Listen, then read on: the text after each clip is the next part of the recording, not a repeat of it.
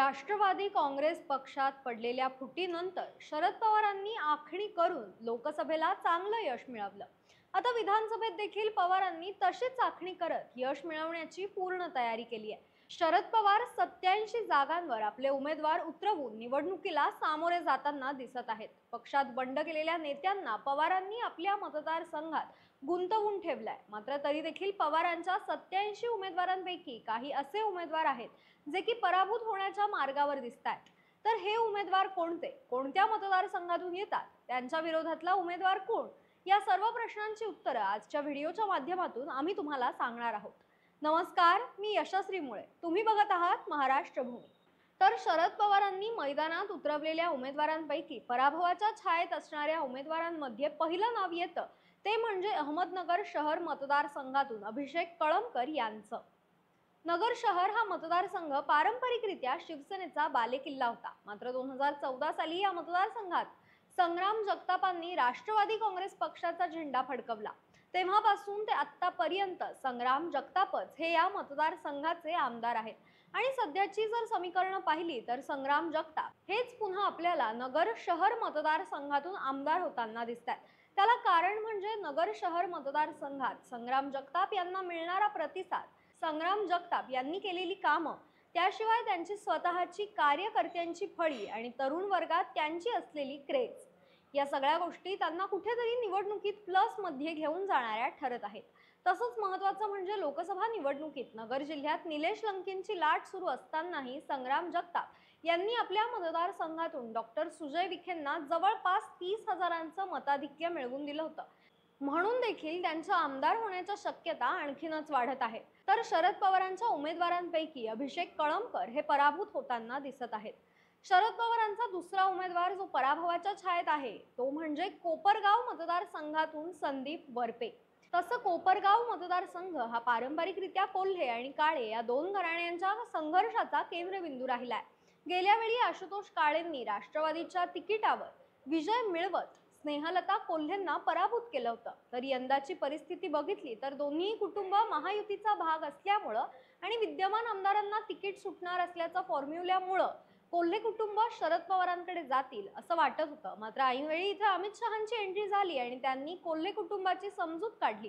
त्यामुळे शरद पवारांनी इथे आशुतोष काळे यांच्या विरोधात संदीप वरपेंना उमेदवारी दिली आहे। मात्र वरपेंचं म्हणावं तसं वर्चस्व कोपरगावात नसल्यामुळे आणि काळे कुटुंब प्रस्थापित असून सहकाराच्या माध्यमातून बलाढ्य असल्यामुळे इथं आशुतोष काळे हे संदीप वरपेंचा पराभव करतील अशी शक्यता वर्तवण्यात येते।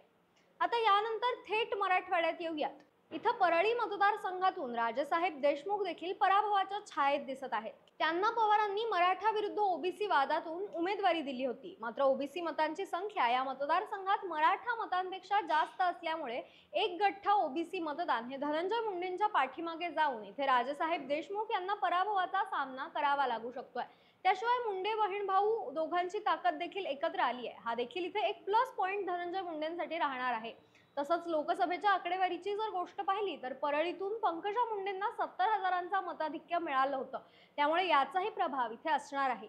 म्हणून विधानसभेत धनंजय मुंडे परळीचं मैदान सहजपणे मारतील तर राजेसाहेब देशमुख यांचा पराभव होईल असं समीकरण दिसतंय। पुढे पवारांच्या बालेकिल्ल्यात म्हणजेच पुणे जिल्ह्यात जाऊयात। शरद पवारांनी केलेल्या आखणीत यंदा पुणे जिल्ह्यातल्या बऱ्याच जागा त्यांच्या गोटात दाखल होतील यात काहीच शंका नाही। मात्र अशा देखील काही जागा आहेत जिथून पवारांच्या उमेदवारांना पराभवाचा सामना करावा लागू शकतोय। यामध्ये एक जागा येते ती म्हणजे मावळची।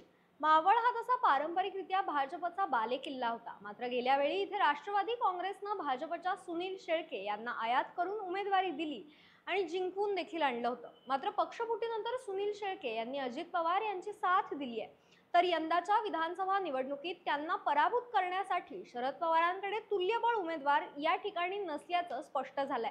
त्यामुळे पवारांनी अपक्ष उभ्या असणाऱ्या बापू भेगडेंना पाठिंबा देण्याचा निर्णय घेतलाय। मात्र तुम्ही जर सोशल मीडिया पाहत असाल किंवा मावळच्या स्थानिक पत्रकारांना जर विचारलं तर या ठिकाणी सुनील शेळके यांनी बऱ्यापैकी निवडणूक प्रचारात आघाडी घेतली, ज्याचा फायदा इथे त्यांना होताना दिसतोय, जे की बापू भेगडे यांना पराभूत करण्यासाठी पुरेसं असल्याचं बोललं जात आहे। पुणे जिल्ह्यातच पुढची जागा आहे भोसरी। एकेकाळी अजित पवारांचा बालेकिल्ला आणि सध्याला भाजपचा गड असलेल्या भोसरी विधानसभा मतदारसंघातून शरद पवारांनी अजित पवारांचे खास असणारे अजित गव्हाणे यांना निवडणुकीच्या मैदानात उतरवलंय, तर त्यांच्या विरोधात 2 टर्मचे आमदार महेश लांडगे हे असणार आहेत. आता महेश लांडगेंच्या बद्दल जर बोलायचं झालं तर एक बाहुबली नेता अशी ओळख त्यांची मतदारसंघात असून दांडगा जनसंपर्क आणि विकास कामं या जोरावर त्यांनी गेली 2 टर्म निवडून येण्याचं कसब दाखवलंय. यंदाही ते याच मुद्द्यांवर निवडणुकीच्या मैदानात उतरलेत, त्यामुळे त्यांचं पारडं अजित गव्हाणेंपेक्षा तुलनेने जड आहे. आता यामध्ये आणखी एक महत्त्वाची गोष्ट समोर येते, ती म्हणजे लोकसभा निवडणुकीतील आकडेवारीची. लोकसभा निवडणुकीत हा मतदारसंघ शिरूरचा भाग आहे. इथे शरद पवारांनी आणि जयंत पाटलांनी अमोल कोल्हे यांना निवडून आणण्यासाठी मोठी फिल्डिंग लावली होती. मात्र तरी देखील भोसरी मतदारसंघातून अमोल कोल्हेंना काही लीड मिळाली नाही. इथून अमोल कोल्हे जवळजवळ 15,000 मतांनी पिछाडीवर होते. आता याच गोष्टीला जर विधानसभेत जोडण्याचा प्रयत्न केला तर अजित गव्हाणे देखील आपल्याला पिछाडीवर दिसून महेश लांडगे यांचा विजय होताना दिसतोय. तर आता यावर तुमची प्रतिक्रिया काय आहे? यात आणखी कोणत्या उमेदवारांची भर पडू शकते हे तुम्ही आम्हाला कमेंट्सच्या माध्यमातून नक्कीच कळवा. धन्यवाद.